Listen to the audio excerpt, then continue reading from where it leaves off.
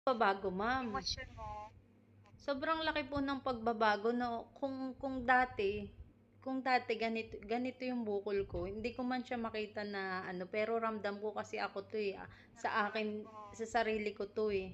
Ako yung nakakaramdam ng mga sintomas, ng mga kung ano. Malaki nagulat ako, ma'am, imagine, Oo. na parang wala kang pag-asa, na parang wala Oo. kang iniinom na gamot. Totoo 'Di ba yan, po, 'no? Grabe ka, 'no? wala akong iniinom na gamot. Subhanallah. Tapos Opo, ang naging ngayon an po, ang naging ang naging ano ko lang, ang pinanghawakan ko lang, ikaw na binigay ng Panginoon na ginawang instrumento para sa mga katulad kong nagsa-suffer ng ganitong karamdaman na hindi alam kung anong gagawin, kung paano magsisimula. At pananalig na din sa Panginoon, ma'am. Yun lang po totoo yung po yan. ano ko. Okay Talagang po, stop na po napakabuti tayo ng dyan. Panginoon. Sa sobrang bait ni Lord, ma'am.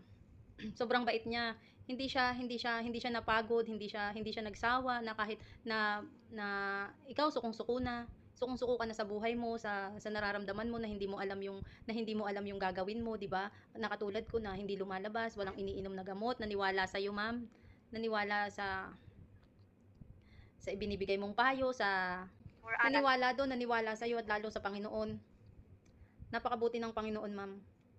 Kahit na nung time na ang tigas-tigas na ng ulo ko, ang tigas-tigas ng puso ko, parang ang umaano na lang sa akin that time, galit, sama ng loob. Siguro kaya din umano yung ano ko,